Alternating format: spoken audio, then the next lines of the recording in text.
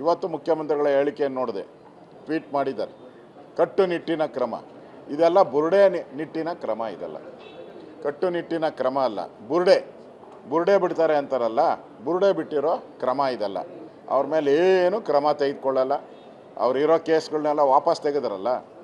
ಹಿಂದೆ ಹಾಸನದಲ್ಲಿದ್ದಂಥ, ಮೈಸೂರಲ್ಲಿದ್ದಂಥ ಕೇಸ್ಗಳೇನಿತ್ತು, ಈ ಥರ ಕಲ್ಲು ತೂರಾಟ ಮಾಡೋದಂಥದ್ದು ಎಲ್ಲನೂ ವಾಪಸ್ ತೆಗೆದಿದ್ದೀರಾ. ಇದು ಸಾಂಕೇತಿಕವಾಗಿ ಹಾಕ್ತೀರಾ, ಇನ್ನು 3 ದಿನ ಬಿಟ್ಟ ಮೇಲೆ ವಾಪಸ್ ತೆಗಿತೀರಾ. ಅದು ಅವ್ರಿಗೆ ಚೆಂದಾಗಿ ಗೊತ್ತಿದೆ. ಅದರಿಂದ ಅವ್ರು ಗಲಾಟೆ ಮಾಡೇ ಮಾಡ್ತಾರೆ.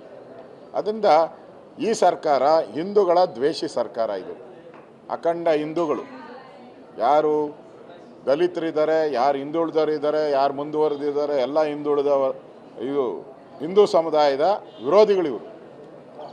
ಇವರಿಂದ ಅಲ್ಲಿ ಶಾಂತಿ ಸ್ಥಾಪನೆ ಆಗ್ತೈತೆ ಅಂತ ಏನು ಭ್ರಮೆ ಅಷ್ಟೇ.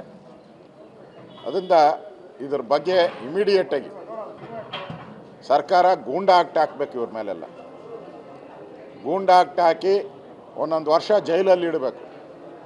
ಆಗ ಈ ಸರ್ಕಾರ ಕರೆಕ್ಟಾಗಿ ನಡೀತಾ ಇದೆ ಅಂತಾರೆ. ಗೂಂಡಾ ಆಕ್ಟ್ ಹಾಕಿಲ್ಲ ಅಂದರೆ ಈ ಸರ್ಕಾರ ಅವ್ರ ಜೊತೆ ಶಾಮೀಲಾಗಿದೆ ಅಂತ ನೇರವಾಗಿ ನಾನು ಆಪಾದನೆಯನ್ನು ಮಾಡ್ತಾಯಿದ್ದೀನಿ.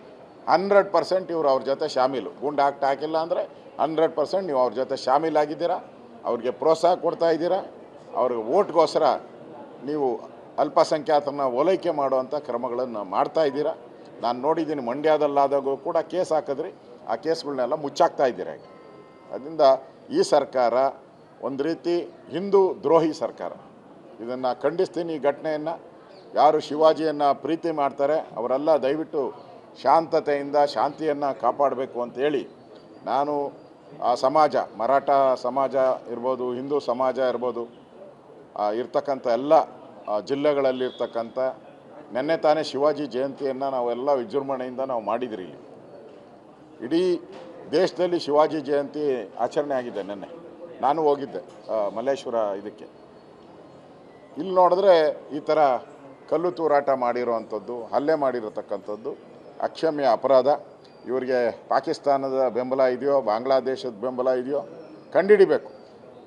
ಯಾಕೆಂದರೆ ನೀವು ನೋಡಿದ್ದೀರ, ಕೋಗಿಲು ಗಲಾಟೆ ಆದ ತಕ್ಷಣವೇ ಪಾಕಿಸ್ತಾನದ ಅಂಬಾಸಿಡರ್ ಟ್ವೀಟ್ ಮಾಡಿದ್ರು. ಅಂದ್ರೆ ಲಿಂಕ್ ಇಟ್ಕೊಂಡವ್ರೆ ಇವರೆಲ್ಲ. ಮೋಸ್ಟ್ಲಿ ಶಿವಾಜಿ ಗಲಾಟೆಗೂ ಪಾಕಿಸ್ತಾನದ ಟ್ವೀಟ್ ಮಾಡ್ತಾರೋ ಗೊತ್ತಿಲ್ಲ. ಅದರಿಂದ ಲಿಂಕ್ ಇರ್ಬೋದು ಇವ್ರಿಗೆ.